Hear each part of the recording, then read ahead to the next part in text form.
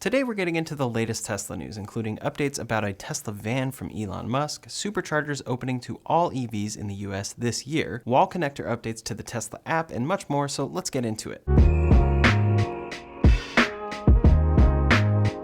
First up today, there's a story that has been going around lately about Tesla losing their position as the world's leading electric car producer.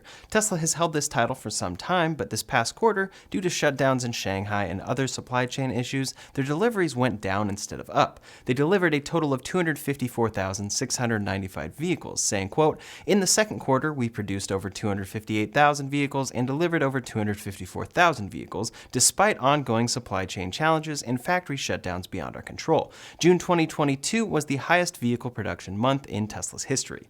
If you total up deliveries for the first half of the year, that's 564,743 from Tesla. BYD is a Chinese company making a lot of electric vehicles and reported having delivered 638,157 electric vehicles for the first half of the year, but there's a big catch there.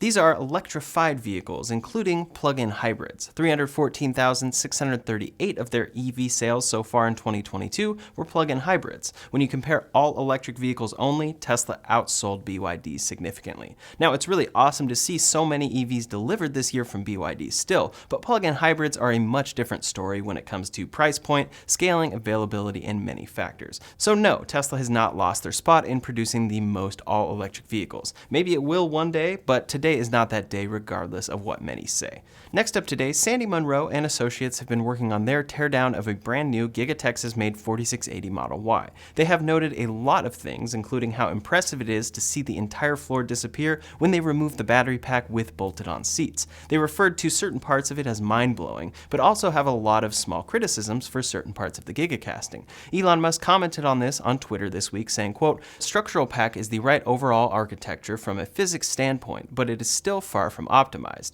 This points to a few things. For one, Tesla's superfans can over-exaggerate certain things that Tesla is working on and assume that they are the best that they could be. In reality, Elon always seems to understand where they can head in the future. For now, this technology is going to be a huge improvement, but in his mind, it's still far from optimized. It shows just how dedicated Elon Musk and in turn Tesla is to optimizing every part of their vehicles from raw materials to production.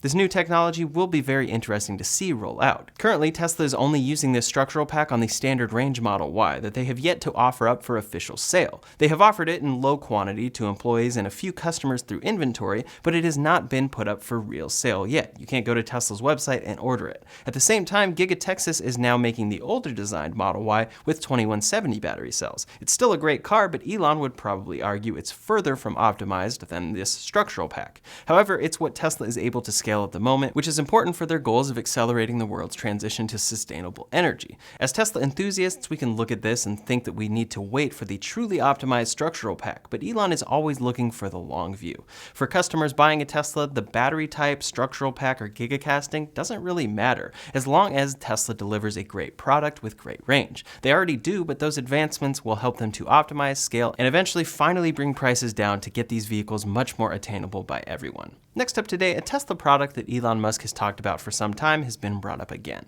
Back in Tesla's Master Plan Part 2, released in 2016, Elon Musk said, in addition to consumer vehicles, there are two other types of electric vehicle needed: heavy-duty trucks and high-passenger density urban transport. Both are in the early stages of development at Tesla and should be ready for unveiling next year. We believe the Tesla Semi will deliver a substantial reduction in the cost of cargo transport while increasing safety and making it really fun to operate. They revealed their Tesla Semi in 2017, and now in 2022, 5 years later, we're finally seeing the Semi close to a low-volume launch with Frito-Lay installing megachargers. Elon has talked about a Tesla van over the years, and this has come in many forms. In 2016, Elon said the Tesla minibus will be built on a Model X chassis. People density potential is surprisingly high. Renders of a van based on the Model X popped up online, but obviously this never came to be as Tesla focused on the Model 3 and Y. After the announcement of the Cybertruck, many expected the Tesla van to be based on the Cybertruck, which would make a lot of sense. It's a new, larger format that would make more sense for a van. At the same time, many expected the Boring Company van concepts to be the Tesla van in some form, but those also have not been seen in real life. Regarding a solar-powered Tesla van, version, Elon talked about this originally with the Cybertruck, talking about fold-out solar wings. He then talked about solar making more sense on a van due to the surface area, saying, quote, "A van, because you've got a big flat area, that's actually where solar could start to make a little more sense because you could have a lot of area." As we talked about in my last video, Tesla actually revealed a solar range extender trailer on display at an expo last week in Germany, and this could be exactly that technology that we'd see Tesla introduce, whether it be in this form or attached to a vehicle. Now, Elon has brought up the van again and talked about these panels. On Twitter, he said, quote, "Maybe Tesla should make a highly configurable Robovan for people and cargo." When asked if it would be bigger than the Model X, he just hinted that it would be with a wink emoji. Regarding the options it could bring for camping, he said, "Maybe with an optional solar power canopy that extends both sides of the van, tripling roof area." This is exactly what he has talked about before. Then, when shown a photo of the Tesla solar trailer on display in Germany this past week and asked if it would be something like that, he said, "Pretty much. A van would have more roof height so you could stand or sit under it for shade." It's unclear whether he's just thinking of ideas that would be cool or actually thinking about this product coming up in the future for Tesla, but it would surely be extremely popular. Of course, at this point, it would have to come after more Model Y scaling and the Cybertruck, which is quite some time. Another factor here is that he's specifically referring to a Robovan, so a van version of the robotaxi that Tesla has been working towards for some years now. So likely this concept he is imagining will be one without a steering wheel. It will look much different than people are expecting because it should be able to drive itself. For the design of the van, I'd guess it will end up being something based on the Cybertruck, but in response to some renders of a Tesla van originally done by @AllwinArt, Elon said, quote, "Not bad. It is high time that the future looked like the future. Same goes for fashion." During a Tesla earnings call, when the topic of a Tesla van came up, Elon Musk said, "I think Tesla is definitely going to make an electric van at some point. So the thing to bear in mind is that there is fundamentally a constraint on battery cell output. If one is not involved in manufacturing, it's really hard to appreciate just how hard this scale of production is. It's the hardest thing in the world. Prototypes are easy, scaling production is very hard." So a Tesla van or Robovan is definitely in the cards, but those cards just may be a ways off. They need the battery cells, the capacity to make the vans, and potentially the fully achieved self-driving technology to make it entirely driverless. A lot of factors. It's very exciting to see Elon talk about this though, especially in such detail, and hopefully we hear more about it soon. I'd love to see that be the next big product that Tesla launches after the Cybertruck finally comes out. Next up today, for Tesla's mobile connector, an interesting piece of the revised version released in 2020 is the ability for the charger to receive software updates. It also can be accessed for remote diagnostics and usage data tracking, but has only been available through a crude web portal using the IP address. Now Tesla appears to be changing this. In the past couple years, the Tesla app has seen vast improvements, and now the wall connector will be able to pair with the Tesla app. These updates aren't released yet, but were detected in app version 4.10.0. It shows that once you go through the step-by-step pairing instructions, you'll be able to access features like installing an update, power sharing, and limiting access as to who can use the charger for which cars. Typically, an update like this will arrive shortly after it is spotted in-depth in code like this, but the release date is still unclear. This will only apply to those who bought the latest Gen 3 wall connector with Wi-Fi connectivity available for $400 from the Tesla store. I just purchased this wall connector myself for my house and will definitely be installing it soon, so I'm very curious to see how this could further optimize charging options in the Tesla app when it comes out. Instead of tracking charging costs at the vehicle level, this potentially could be much more precise and much more controlled. Next up today, a big development for Tesla opening up their supercharger network to other EVs. Tesla's supercharger network is one of the biggest advantages of owning a Tesla. You have immediate access to thousands of charging options that other EVs don't, and they are the most reliable chargers out there. You just pull up, plug in, and charge up to speeds of 250 kilowatts.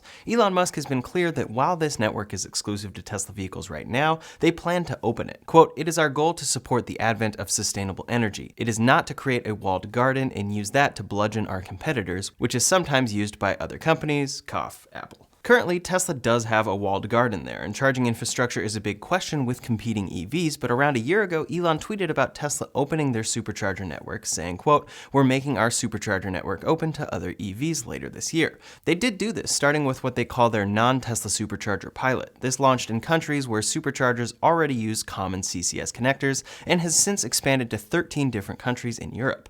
As we talked about in a recent video, Tesla will have to make their chargers with CCS connectors in the US or offer adapters features to make them compatible with other EVs. Plus, they will need to keep expanding their supercharger network so that there is no chance of creating extreme congestion at chargers. They have been clear that future sites will only be opened to non-Tesla vehicles if there is available capacity, and this will be important especially in the US where supercharger congestion can occur on busy holidays. In a recent White House memo talking about EVs, they confirmed that Tesla will be opening up their chargers, saying, quote, "Later this year, Tesla will begin production of new supercharger equipment that will enable non-Tesla EV drivers in North America to use Tesla superchargers. Most likely this means CCS connectors, as Elon has talked about, and Tesla already uses in other markets." Reportedly back in April, Elon Musk met with the Biden administration regarding EV charging, so this development could be coming from that meeting. At the same time, in a subject report from Tesla, it lists a supercharger charge post V3/V4 dual. Many assume that dual refers to dual cables, one sporting the Tesla connector and another with CCS.